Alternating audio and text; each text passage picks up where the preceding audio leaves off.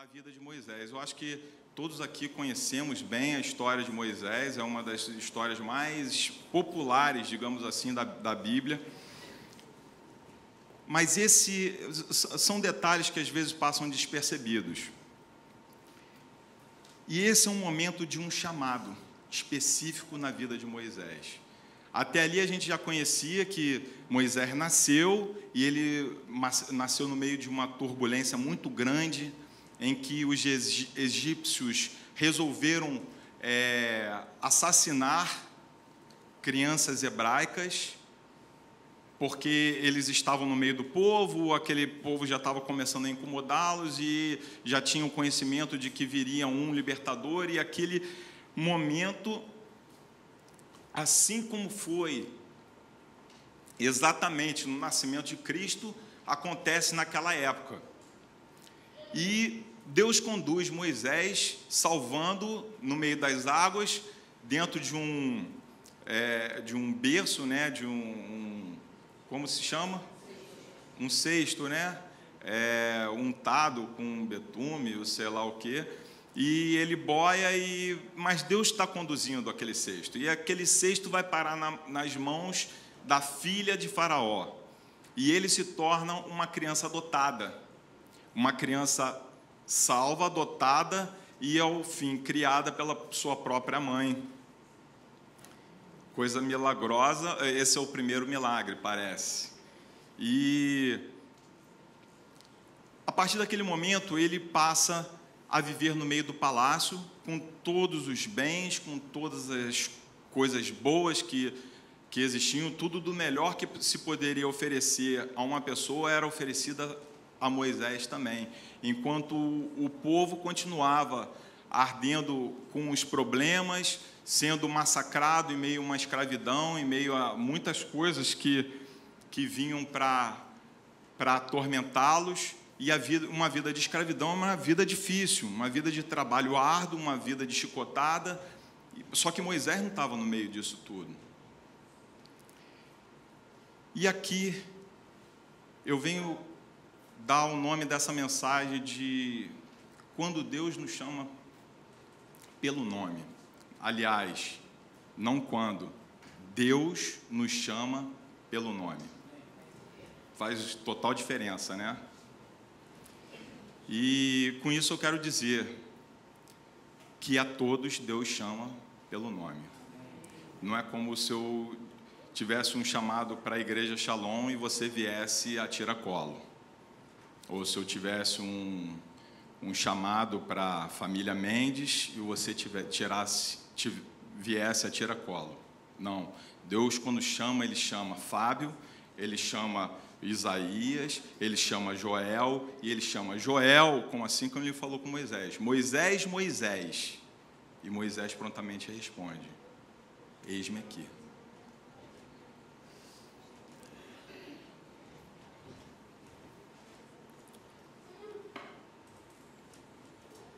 Assim como ele chamou Moisés, nós podemos relembrar vários personagens da Bíblia que ele chamou também. E eu lendo todas essas passagens, aliás, são muitas, mas se você escolher algumas, poucas, como Davi, como Gideão, como Isaías, como, o que mais que eu posso dizer? Eliseu, você vai ver, vai conseguir enxergar que existem coisas semelhantes no chamado. Logicamente que eu não quero aqui colocar Deus dentro de uma caixa. Deus, quando te chamar, vai fazer assim, assim, assado.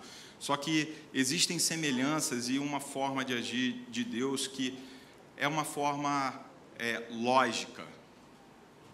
E isso a gente precisa entender para que nós não percamos o bonde. Vou dizer assim, numa linguagem mais coloquial, porque é assim mesmo que acontece, que parece que a gente perde o bonde toda hora. O bonde passou e ele foi embora e a gente ficou esperando. Mas quando Deus atuou na vida de Gideão, por exemplo, ele estava num lagar, fugindo dos seus inimigos, estava lá amassando trigo, né? Num lagar que era um lugar que nem se amassava trigo, que era um lugar para amassar uvas, e ele estava lá escondido para que ele não fosse pego. E aí Deus chega a ele e chama ele. Assim como Deus vai até Moisés, pega Moisés no meio de um deserto e chama ele. A Bíblia não traz os detalhes de uma vida antes dessa passagem. A gente sabe que, como eu apresentei aqui, Moisés viveu no meio de um palácio, teve uma vida, mas você consegue imaginar o que passava pela mente de Moisés enquanto ele estava no palácio? Você consegue imaginar o que o levou a matar um egípcio? Porque essa história a Bíblia traz. A Bíblia mostra que ele vem e, em defesa, ele começa a ver a opressão, começa a ver a injustiça e reconhece que aquele era um de seus irmãos, e ele vai contra um egípcio e ele mata o egípcio. Mas a Bíblia não precisa destrinchar tudo o que se passava pela cabeça de Moisés naquele momento. Mas você pode reconhecer isso quando passar pela sua. Porque é isso que vai acontecer no momento em que você chegar ao ponto em que Deus chamou Moisés. A vida de Moisés, ela é dividida em 3 etapas. Todos nós sabemos que etapas são essas. São etapas de 40 anos. A vida de Moisés é dividida em 120 anos, em 3 etapas de 40 anos. A primeira etapa é a que eu mais ou menos apresentei, é uma etapa em que ele passa dentro de um palácio. É uma etapa que eu chamaria de nascimento e desenvolvimento humano. Logicamente que eu não espero que vocês façam contas pensando que eu vou viver 120 anos, eu vou dividir em 3 e aí 40, até porque hoje em dia vou falar assim, vou dividir em 90 anos, também é muito difícil, mas eu dividir em 3, então até 30 eu consegui. Será que eu estou muito atrás de Moisés, eu estou à frente de Moisés? Não se trata de contas temporais, porque Deus realiza isso não no tempo nosso, no tempo dele. Por um acaso, na vida de Moisés aconteceu assim. E na primeira etapa da vida dele foi o que ele adquiriu aquela cultura, algo que era meio uma mescla entre uma cultura egípcia e uma cultura hebraica, e foi criado e educado no melhor da ciência daquela época. O Egito era uma nação hegemônica, era uma nação de muito desenvolvimento científico naquela época, e tudo que existia dentro do Egito foi oferecido a Moisés. E Moisés cresceu naquele meio, e eu imagino assim, ao meio de todos os bens, todas as facilidades, todos os empregados, todas as comidas. E ao final desses 40 anos, ele tem uma experiência que o faz se desvencilhar disso tudo. Porque quando ele matou aquele egípcio, ele já sabia as consequências. E ele estava preparado para isso. Eu imagino como que dentro dele, ele já não se aguentava mais de pensar, eu não quero mais isso, eu não quero mais isso, isso me incomoda tanto que eu quero mudar de vida, essa vida não me satisfaz, apesar de todos esses bens, de todas essas coisas, de todas essas facilidades, essa vida não me satisfaz. E é nesse momento que ele resolve mudar de vida. Então começa aí a segunda etapa da vida de Moisés. Notem que ocorre uma mudança de lugar. Moisés está num lugar e a sua consciência vai levando para outro lugar. Eu não tô falando aqui de um lugar ainda físico, mas quando ele vai para Midian, ele vai para um lugar físico, mas porque a sua consciência já o tinha levado para um outro lugar. E esse lugar precisava ser Midian. Midian era o deserto. Midian foi o primeiro deserto. E foi um deserto de preparação. E aí começa a segunda etapa. Na segunda etapa, em que a gente também não vai entender o que se passava pela cabeça de Moisés, mas ele passa 40 anos naquele lugar, e como a gente nota na passagem que foi lida, ele estava apacentando o rebanho do seu sogro Jetro. Ou seja, de príncipe, ele se tornou um pastor.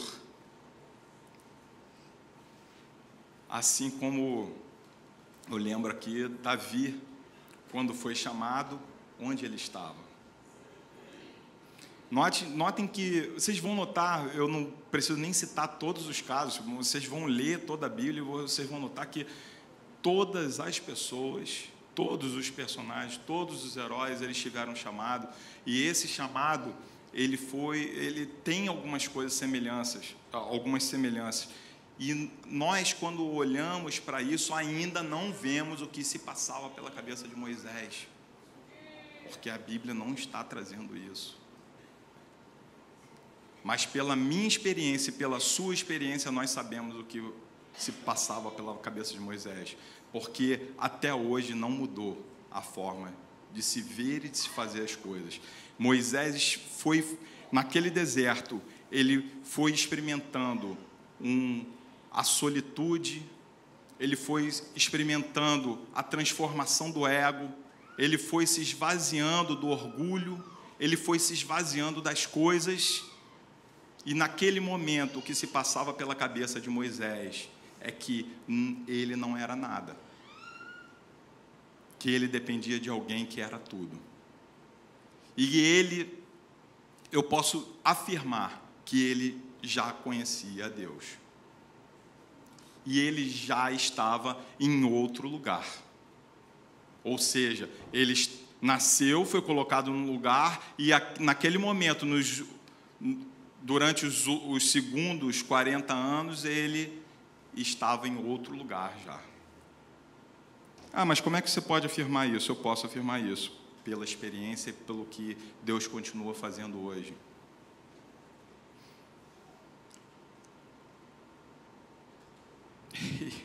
E naquele momento em que Deus aparece a ele, não foi algo por acaso.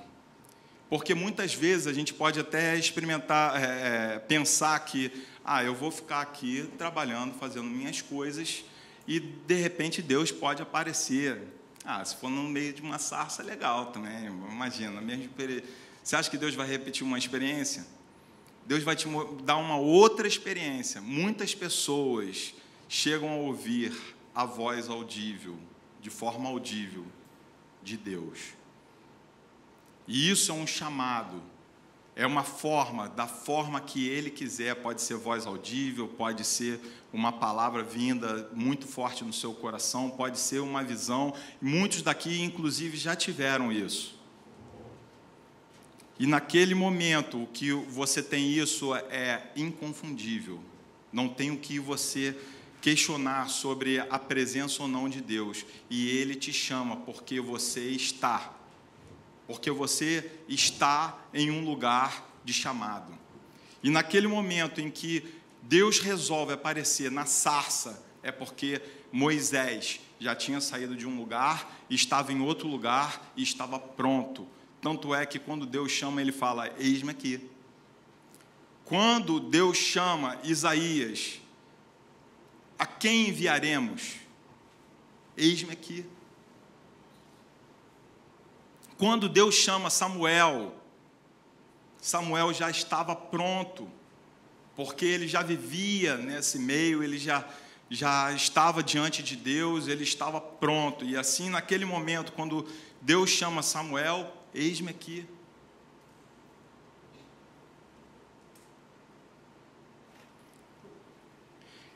A nossa parte, dentro desse contexto todo, é estar prontos. E estar prontos era o que ele passou na segunda etapa de vida dele, uma vida de aprender a se entregar, uma vida de aprender a se esvaziar. Quando nós nos esvaziamos de nós mesmos, nós nos entregamos a Deus e dizemos assim: Senhor, faz o que o Senhor quiser, verdadeiramente, porque a gente pode fazer e não atender. Mas se eu, de coração, quando Deus chama Davi, antes Samuel olha para o irmão mais velho dele e ele fala: pô, com certeza é esse. E Deus diz o quê? Esse eu rejeitei. Mas uma rejeição, Deus rejeita? Não, esse não está pronto, esse não está no lugar. O coração dele não é o coração que eu quero, porque ele ainda está lá no Egito, no palácio. Ele não mudou de lugar. E naquele momento em que Moisés é chamado, ele é chamado numa direção já apontada. E aí a gente entra numa terceira etapa.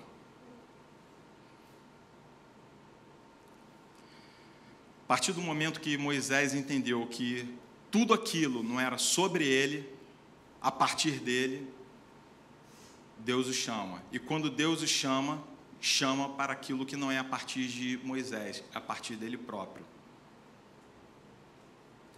Vem, e eu te colocarei, e eu te farei, e eu te conduzirei, e você vai executar, vai a Faraó, faz isso, faz aquilo, e dirige isso, e eu vou libertar meu povo, eu ouvi o seu clamor, e eu vou acabar com isso agora, e eu vou demonstrar o meu poder, e não é para a sua glória, Moisés, é para a minha glória, porque eu estou aqui por mim mesmo. E há um encontro, um movimento em que a gente sai de um lugar e vai para outro lugar. E isso tudo pressupõe relacionamento. É um encontro entre duas personalidades, sempre.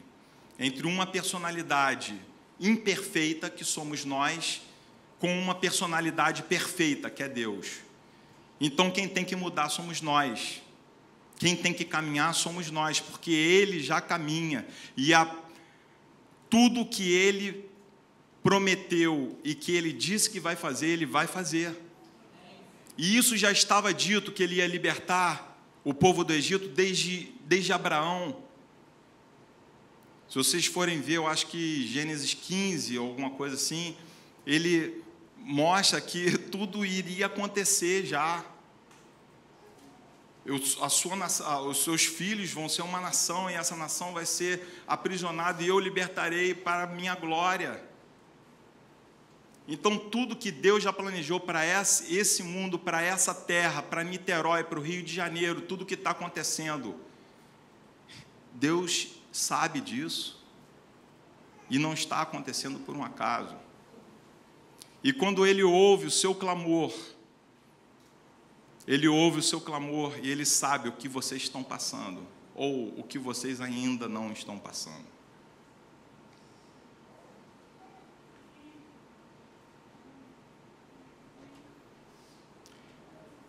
Quando Moisés entra nessa terceira etapa, já é: vamos lá, vamos fazer, porque o poder já está nele.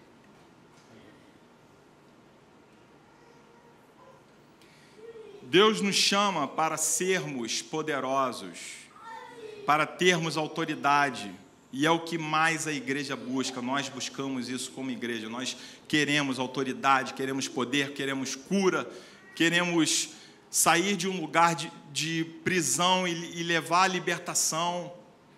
Nós queremos isso para nós queremos isso para a nossa família, nós queremos isso para os nossos vizinhos, mas nós precisamos ouvir esse chamado, nós precisamos, antes de receber os chamados, estar diante dele. E muitas vezes nós precisamos, infelizmente, passar pelo deserto. Sermos forçados a sairmos da nossa posição de tranquilidade, de posição de conforto, para sermos levados a uma posição que nos leva a nos colocarmos humildemente diante de Deus. Mas eu sou um humilde, eu sei que Deus é meu Senhor e tal, mas a gente ainda não vive isso. A gente olha para tantas coisas que nos tiram a atenção, nos tiram a força. Nós nos direcionamos para tantas coisas que não são de Deus. E isso, infelizmente, não quero colocar isso como uma culpa na cabeça, não, mas como uma realidade, uma lógica que existe que nós não podemos evitar. Existem muitas coisas hoje que nos tiram da presença de Deus, que nos tiram do lugar que é o lugar preparado para o chamado e nos coloca numa posição que, apesar de parecer confortável, é uma posição que nos leva a andarmos sozinhos.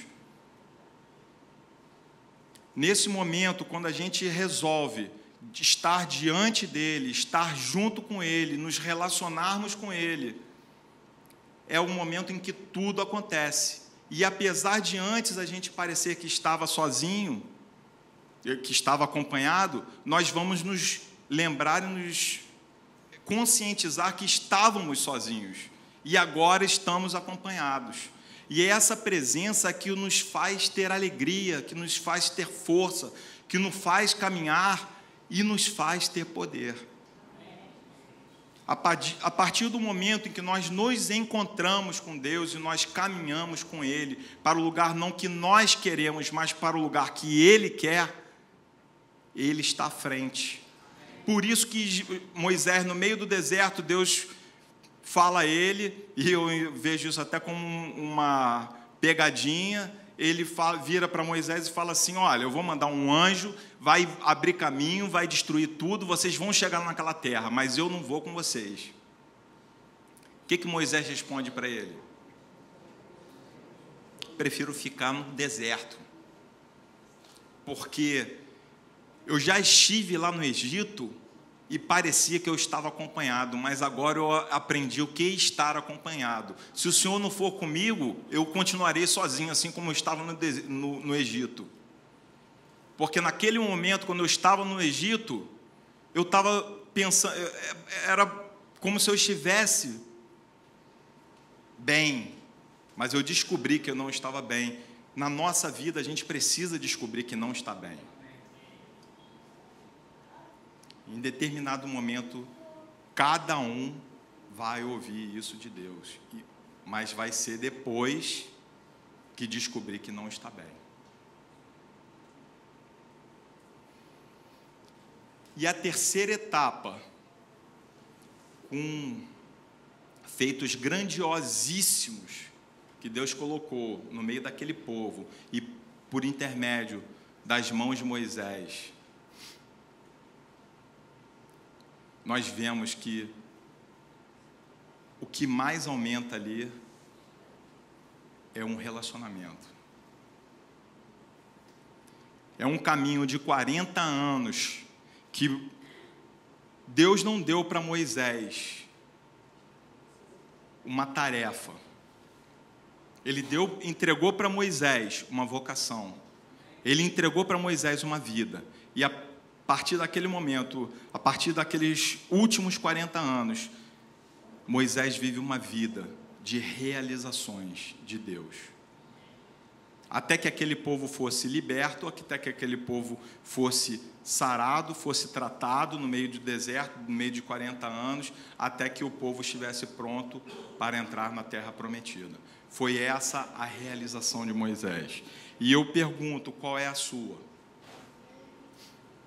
Ah, mas Moisés foi um. A partir da obra de Jesus na cruz, a partir da queda da cortina rasgada do templo, todos nós estamos diante de Deus. E a realização cabe a mim, a você e sem exceções. Apenas precisamos reconhecer que nós não estamos no lugar certo, que nós precisamos estar no lugar. E esse lugar é diante dele.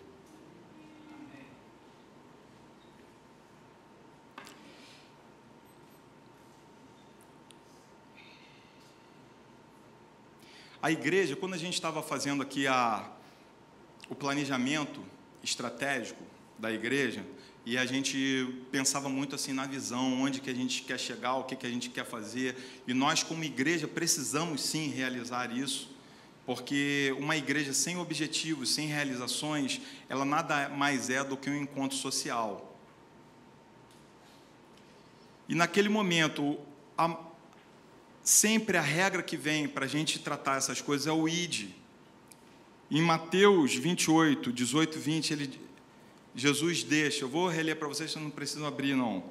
Então Jesus, aproximando deles, dos discípulos, lhes assegurou: toda a autoridade me foi dada no céu e na terra, portanto, ide e fazei com que todos os povos da terra se tornem discípulos, batizando-os em nome do Pai, do Filho e do Espírito Santo, ensinando-os a obedecer a tudo quanto vos tenho ordenado.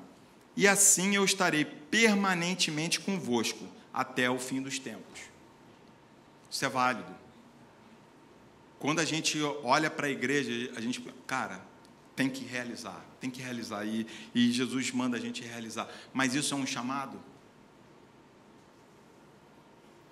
Deus nos chama pelo nome.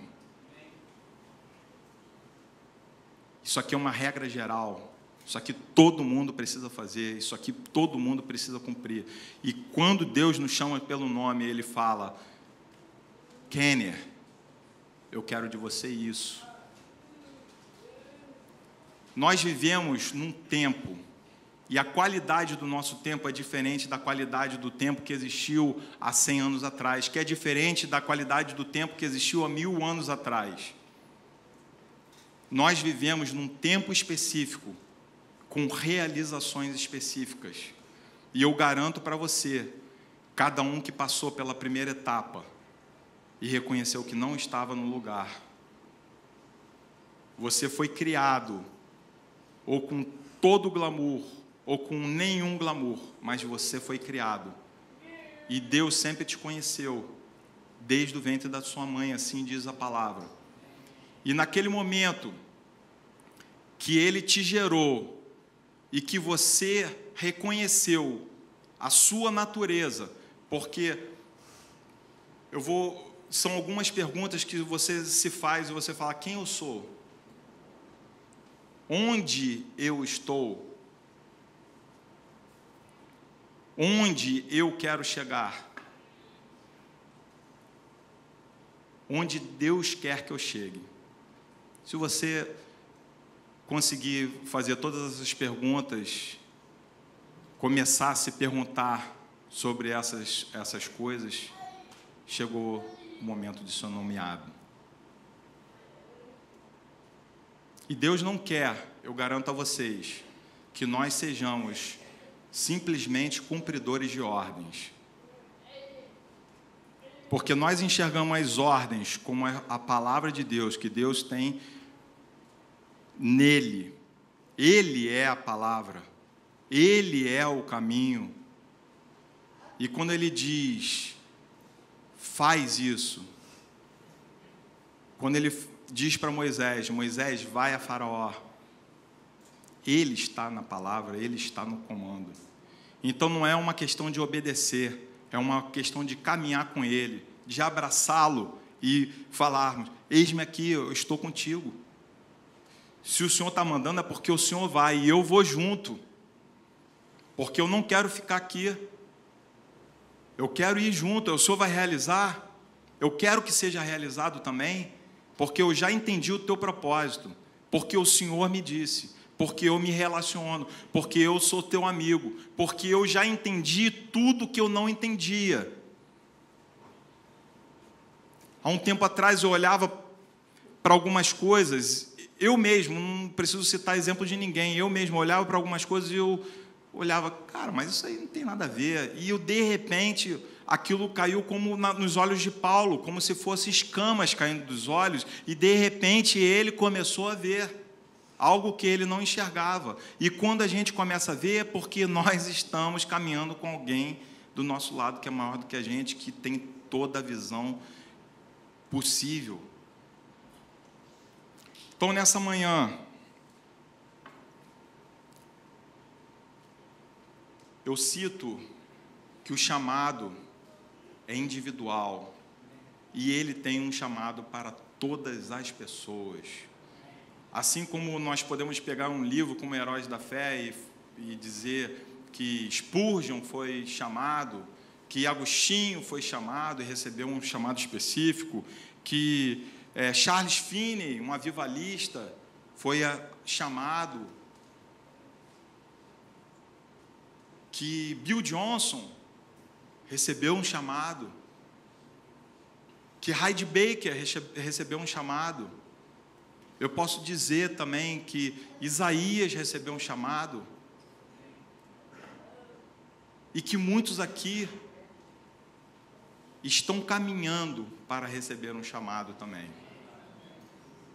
Importa apenas que mudemos de lugar e estejamos não atendendo unicamente a ordens, mas estejamos numa relação verdadeira e íntima com aquele que está caminhando para todas as coisas, para a realização.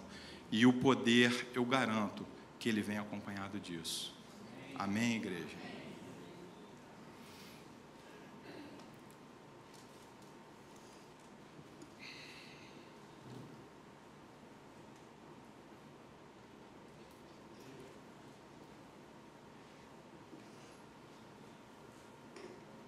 Quem sente esse chamado? Quem sente a necessidade de mudar de lugar? Eu vou convidar vocês à frente e eu quero que vocês venham especificamente. Eu quero mudar de lugar. E eu quero receber esse chamado. Porque eu reconheço que quando Deus me chamar, não vai ter nenhuma limitação na minha vida. E eu vou orar por vocês aqui na frente. Esse é um ato apenas de... são vocês com Deus. Eu não tenho nada a ver com isso. Antes de começar, eu orava, Senhor, se o Senhor não falar no meu coração, não falar no coração dos meus irmãos, isso não adianta nada. Eu posso falar aqui um monte de coisas vazias, ou às vezes nem falar, só rir, e o Senhor pode fazer isso. Faz, porque eu sei que tem muita gente precisando. Realiza a tua obra nessa casa, Pai. Realiza a tua obra nessas famílias que eu tanto amo, Deus. Tira todo o jugo, toda a prisão.